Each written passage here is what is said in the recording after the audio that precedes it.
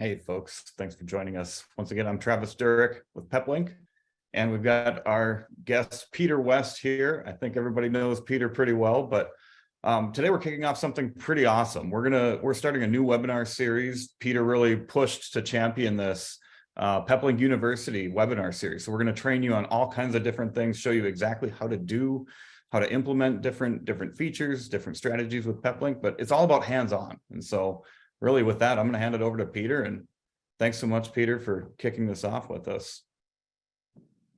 It's my pleasure. Thank you for having me. I was meant to be in my nice comfy office today with good lighting and things like that. So I hope everything sounds okay and goes well. I'm sitting in a Best Buy parking lot in Alabama.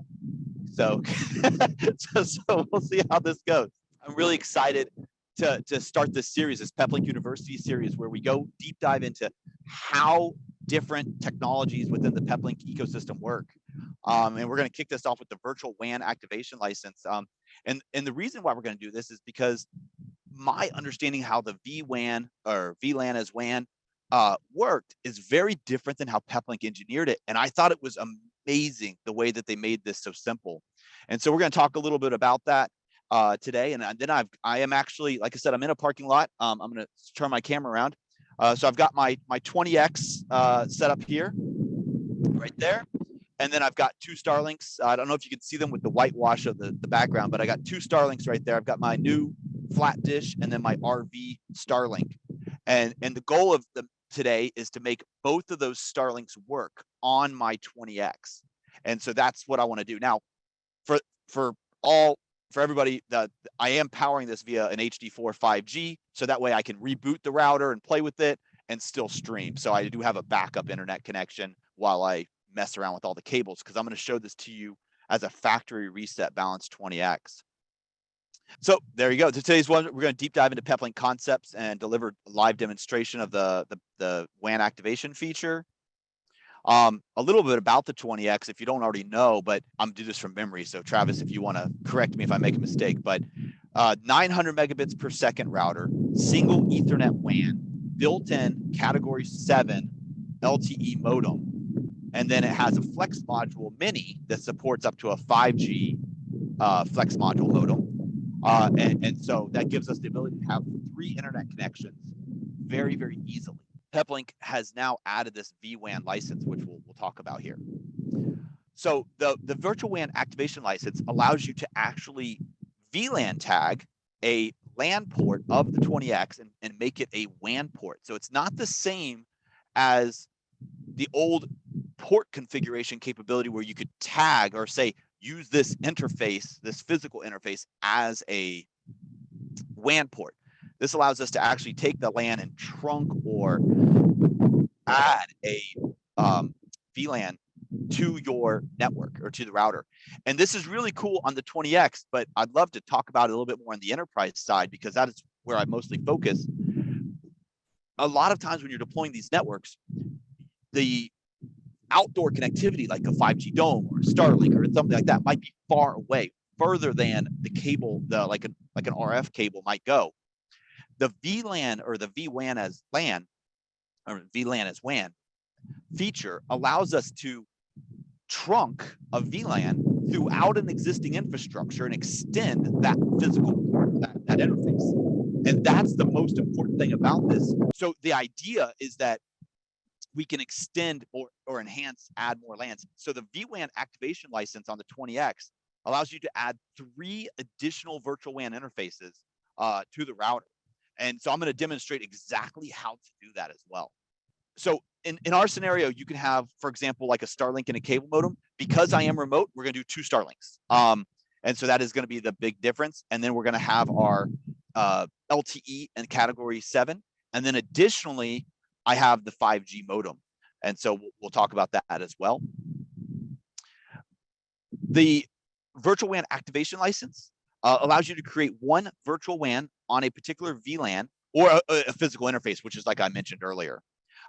This means you can create virtual WAN on a VLAN for a WAN port or a WAN on a LAN port. That is really confusing. I think what's important is that we can extend our WANs over a VLAN. And that, like I said, on a physical small device is not as impressive, but when you're talking about extending this several thousand feet or outside of a building to a switch, it's really cool technology, the ability to do that. And then with the 20X, like I said, being able to just tag that on your interfaces. When I first thought about this design, what? Go ahead. I was just gonna say, in a lot of ways, it's almost like you get a free Ethernet port, because you're probably gonna be trunking LAN traffic on that port already anyways, right? So it's not consuming another port for this purpose. Exactly. It's not dedicated port. That's exactly what I was going to say, is you can trunk this right into a switch. Like I demonstrated that at the Peplink Tech Summit, where we had 8 HD1 domes going into a 48 port switch that was being also used for LAN, for APs on the LAN, and then trunking into a single 10 gig fiber port on an EPX. And so this capability adds not just WAN ports, but flexibility for deployment. And it's absolutely amazing. And then I already talked about this. I apologize. I skipped ahead on the slides. It's just out of excitement. But is this the same as a WAN as LAN? And it's not, because we're not dedicating that physical port to a WAN interface. We're trunking it. And so the idea of that, if you don't know, is that we can, in my original design or original thought process, like I said, I'd go up to a switch port on another switch, and that way I could scale the infrastructure out more easily. And so my original thought process when I was going to demonstrate this video was actually to have another switch, like a Peplink switch, 8-port switch, plug the 2 Starlinks into that, and then have that trunk down into the 20X. But in this demonstration, we're going to just use the physical port. And we're going to do a live demonstration of this. So as I mentioned, I have the 20X router, and so it needs to be on in control. So here's my Peplink University in control organization. And I'm pretty proud of this. I got my little logo in the corner and stuff. This way we can do demonstrations that are dedicated to specifically Peplink University. So in order to activate the vWAN feature, you have to have the router in control and on prime care. The prime care license gives us that vWAN virtual WAN activation license. So if I click show all right here, I'm actually going to be able to scroll down to my, I apologize. Feature activation show. I can then see my activation licenses. So you can see SpeedFusion Cloud activation standard warranty. Then I got a little bit of 5G LTE service on my categories. So SpeedFusion Connect 5G. I think I've got some gigabytes there. I don't know what plan A is. Do you know what plan A is?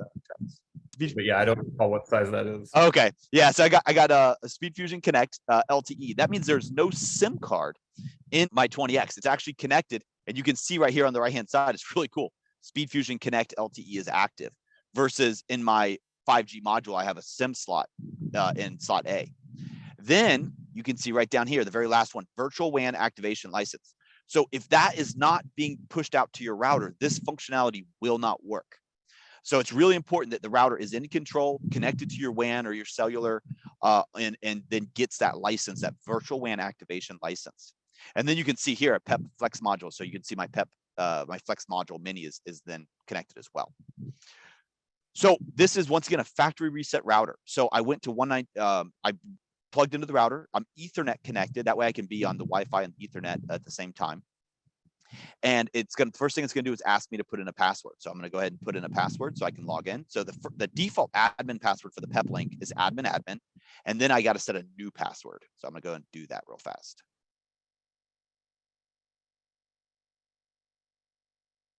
Apply. The other thing is I believe you need to have 8.3 firmware. So if you don't have 8.3 firmware, once again, you can use in control and push that firmware. I will show you how to do that. You just go to settings, firmware management. Now, 8.3 is currently in beta, so it's not going to show in the dropdown. You have to check this box, show beta firmware, agree to the terms of beta. And then I can then click 8.3 immediately, and then I can push that out to the router. So you do want to push out the 8.3 firmware before you try the vWAN. Actually, on the 20X, it's supported on 8.2.1, right? It's only on the EPX and SDX that you need 8.3. It was supported on there, but I can't remember if there's a feature activation, or I can't remember exactly how that. I think there was still something you needed to do to make that. So anyways, I recommend being on 8.3. All my testing for that has worked really well. Okay. There's tons of fun stuff in 8.3 to play with anyways. So there's a lot of 8.3. I've got a whole video series I'm creating just on 8.3. So here I can set my SSID. So I can say VWAN 20X and give myself a password. Once again, the new security protocols with Peplink, it's going to make sure that you're not launching these routers with default admin username and password and default Wi-Fi username and password. So I can set up my Wi-Fi right there, hit save and apply. Hit OK. And now you're going to see that I have my WAN connected. So this is connected to my my little Starlink, my old RV Starlink. And then I've got my Verizon LTE, and then I've got my T-Mobile LTE as a hot spare. So I could actually drag this up right here and make it active. So now I've got Verizon, T-Mobile, and Starlink, but I want to add another Starlink. So what I want to do is configure VLAN as WAN 1. Right down here, you see that V3 VLAN as WAN 1. If you can activate up to 3 VLAN as WAN. So you'd have 1, 2, and 3 if you wanted to. So I'm just going to click on the VLAN as WAN. I'm going to name this flat Starlink. I'm going to turn that on. And then right here, see uplink interface, I can say WAN or LAN.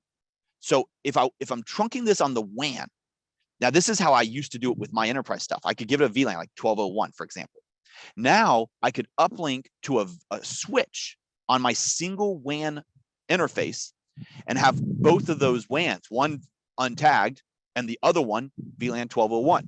And it's going to automatically allow trunk VLAN 1201 up that WAN port. Or if I want to extend this out my LAN, I can say LAN 1201. What this is going to do is reserve VLAN 1201 as a blocked VLAN on my LAN, and then trunk that on my LAN ports. And this is what's really cool. So I can trunk that through my LAN infrastructure, through other switches and things like that to an Ethernet port that's tagged 1201. So I can hit save and apply. And there I have my flat Starlink. So I can go to the network tab now, and I can go to my port settings, and LAN port 1, I'm going to make my Starlink uplink port. So I'm going to click this little edit button, type in flat Starlink, and I can change this to an access port on 1201. And you set reserved VLAN 1201. So what I've done is I've created a VLAN in that VWAN interface. And I said, hey, that's going to be 1201. And then I said, apply that to my LAN network. That way I can trunk that or access port that on one of my physical interfaces on the router. This does not have to be a physical interface on this router. It could be a trunk port going to another Peplink switch or any other switch that's then tagging that as VLAN 1201. So this can go through your network on the LAN. So, but for this purpose, I'm going to take LAN 1. I'm going to set it as an access port 1201. If you don't know what access and trunk means that I'm going to take a tag, a VLAN tag, and I'm going to allow it in this port. So I'm going to leave the tag as it comes in the port. It's going to stay 1201. An access port says untagged network. In other words, the Starlink doesn't know what 1201 is. So untagged traffic, as it enters LAN port 1, it's going to add the tag 1201. Once it does that, the Peplink router is listening on 1201 for that traffic. And so then it's going to receive that as a WAN port.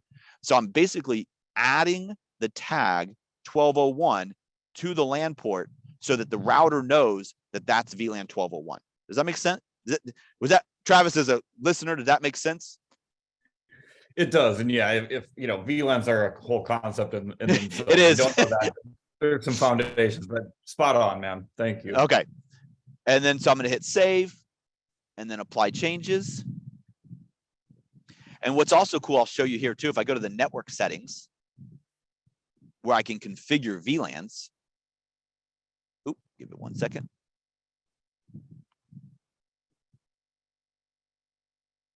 There we go. Network settings. Reserve 1201. There it is. Okay, so you see right there, reserved VLAN 1201. That's my WAN. And then used by, look at that, flat Starlink, my LAN port. So now I'm gonna have to, this might or might not work, and I apologize, everybody. So I've got my Ethernet cable. So now I'm gonna plug this into my LAN port 1 right there.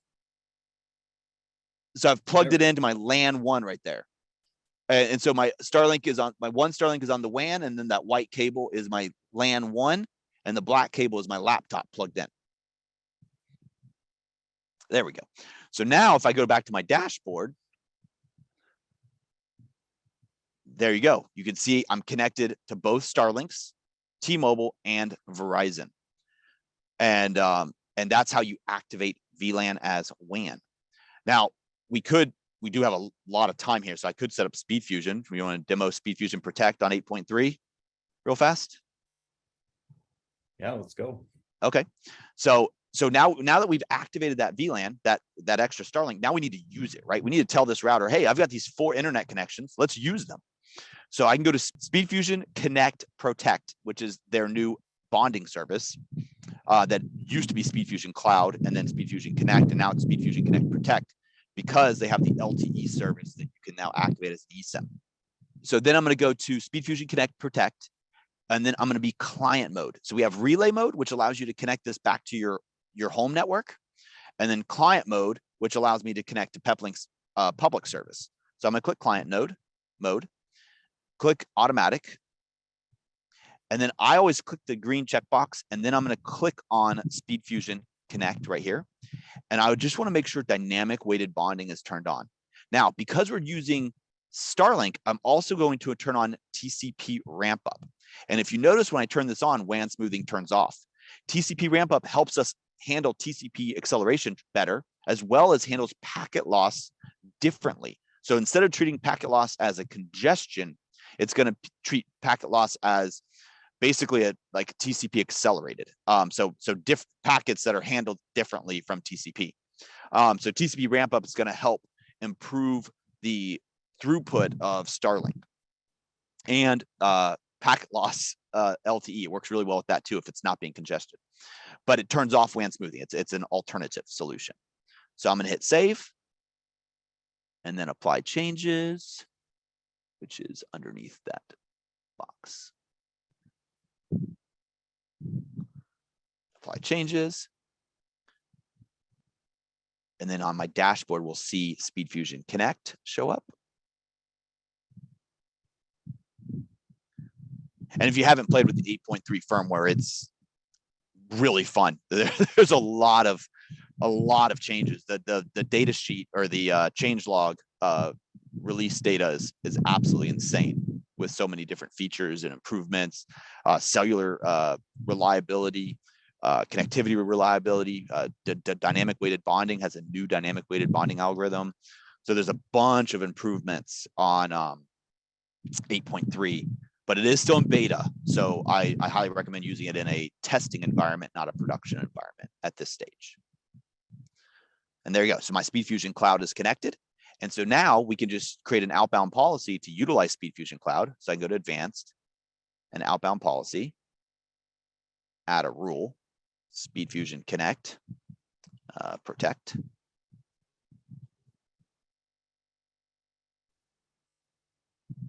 And then I can just say any priority, priority, SpeedFusion Cloud. Now, a lot of times I get asked this, and you'll see this in my videos, or if you are one of my customers that I've deployed this on, you'll notice I use priority SpeedFusion Connect Protect or priority your VPN instead of enforced. And the reason I do this is in the event that SpeedFusion Connect service isn't available or that VPN isn't available, I want the router to fail back over to just load balancing. So I create a default rule that says, hey, use SpeedFusion Connect as my primary internet. However, if for whatever reason that is not working or the router is booting up and it hasn't established, go ahead and fail through to the next rule, which is auto, and then terminate sessions on recovery. So in other words, make sure this router, any traffic going over this gets moved over to SpeedFusion Connect Protect. Hit save. And now you can see I'm having outbound policy. It does that. And then once you have that, now I've got 2 Starlinks, a Category 7 T-Mobile, and a 5G Verizon, all bonding to SpeedFusion Connect. And then I've got an outbound policy that uses this. Just last week, I had a customer that was complaining about their throughput of their Peplink router, and we realized they had everything set up. The SpeedFusion Connect was set up and everything like that, but they forgot the outbound policy to connect, to tell that traffic to use it. Because you got to remember, Peplink is a traffic shaping or SD-WAN, which means we have to tell it what to do. It's not like you're plugging in a cable modem with a single internet connection and just all the traffic goes out that internet connection. And so it's important that we tell the router how to use the different internet connections. Because if you think about it, we have 5 internet connections now, right?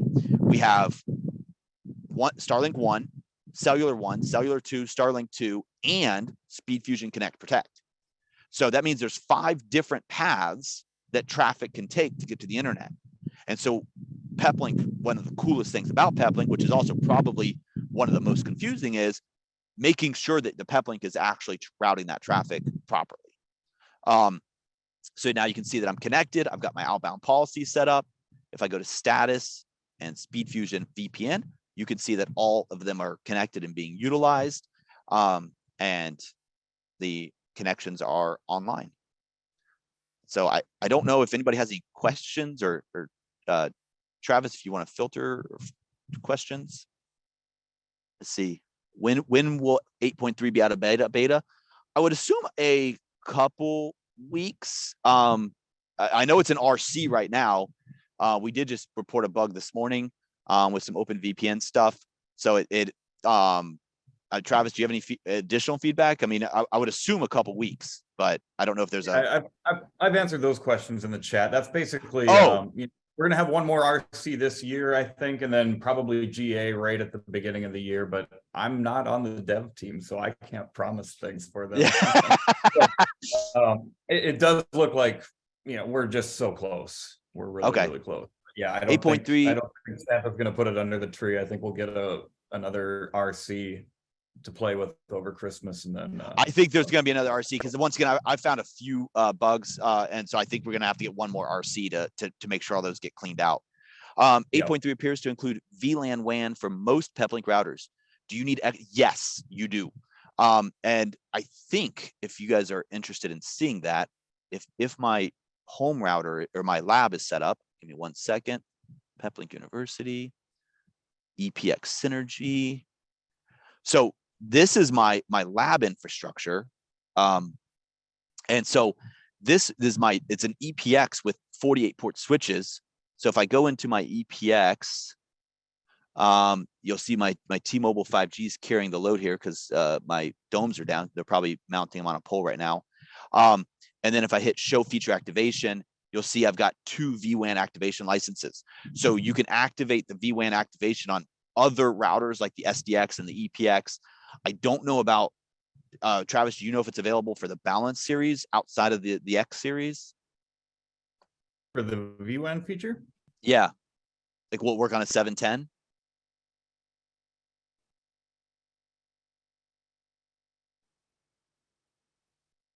I think it will, but I'm actually not, I haven't tried it. I've only tried it on a 2500 EC, a SDX Pro, an SDX, and an EPX, and now the 20X.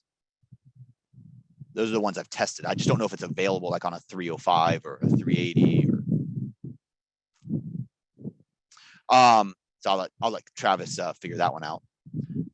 How's the throughput for the vWAN interface? Does it allow native WAN interface? So it's going to be the same max routing capacity of the 900 megabits. So it's not going to change that, but it will be restricted based on the uplink of the LAN. So that is a 1 gigabit LAN.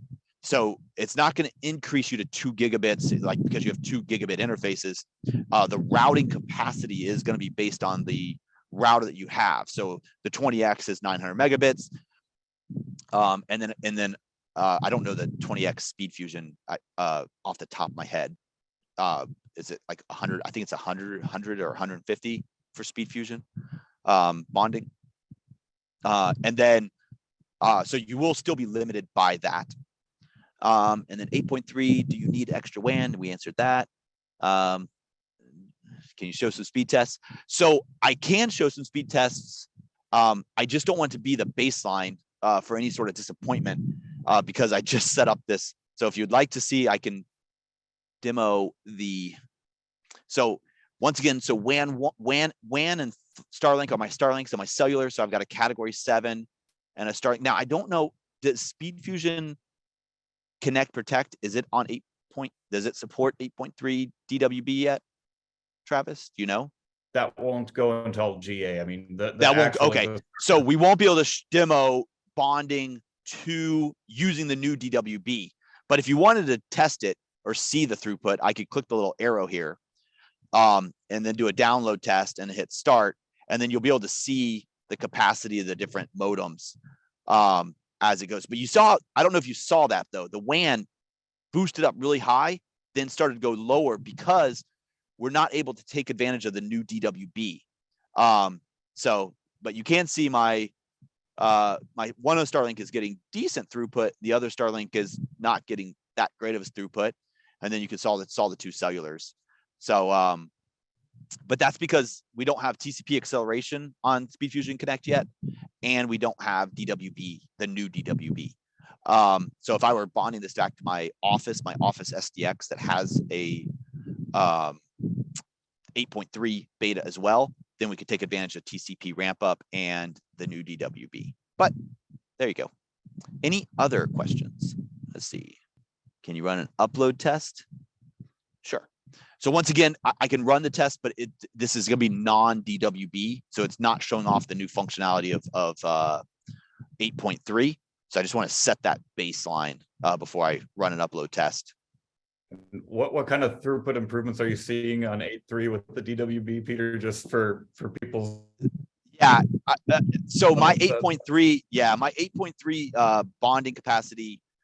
What I'm seeing, we're seeing anywhere from 4 to 10x. We actually saw our very first 10x bonding improvement with 10 5G modems, which was impressive. We went from 821, from 820 to 8.3 with DWB and TCP ramp up, and we had a 10x improvement. Now I will say that 50 megs on a 20x isn't bad. So once again, we'd have to Google or Peplink I don't know what the throughput limitations of the 20x are for bonding, but I mean, you could see how Verizon was able to give us really good throughput, and then the Starlinks and the T-Mobile kind of carried a little extra balancing load there, if that makes sense. And answer live, done. For the balance 20x, does the PPOE service also reach 9?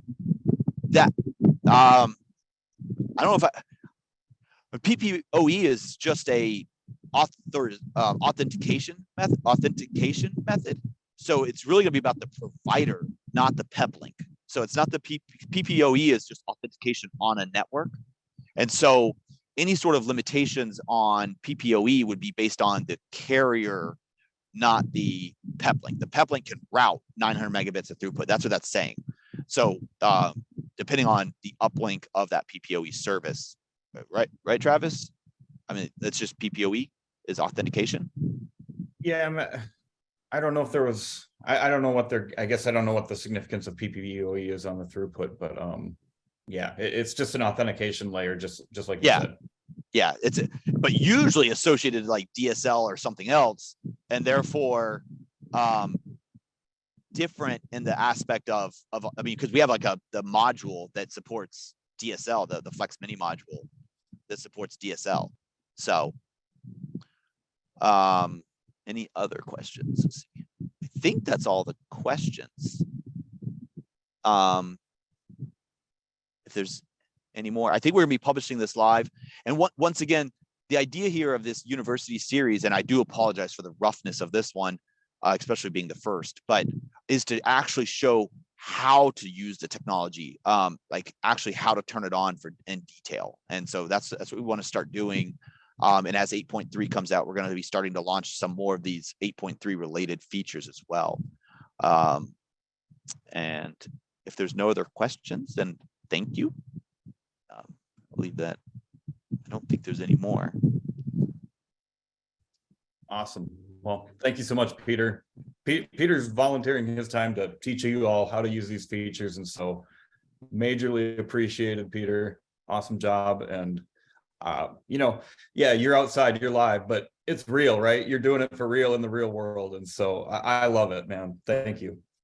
And it's a lot of fun. Yeah. And thank you everybody for jumping on this. And I hope we got another question. Hold on 1 second. Sorry, just be clear. Can you confirm PrimeCare? PrimeCare does include a single VLAN as WAN license for the 20X, specifically for the 20X.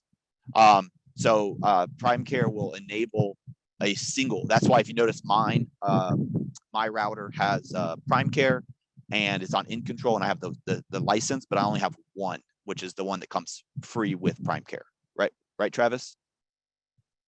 Correct. Yep. It includes one. And then I believe you can buy additional VLAN. You can buy 2 more. Yeah. That. But it appears to be working on other. Oh, awesome. Then that's Peplink enabling that for others. So yeah, I pasted in the chat. I can't for some reason respond to the questions that were answered live, but in the chat, I pasted the entire list of model support. It's basically every model. I mean, if you every look, I'm PrimeCare sure or everything, like what? Is it only PrimeCare related routers then?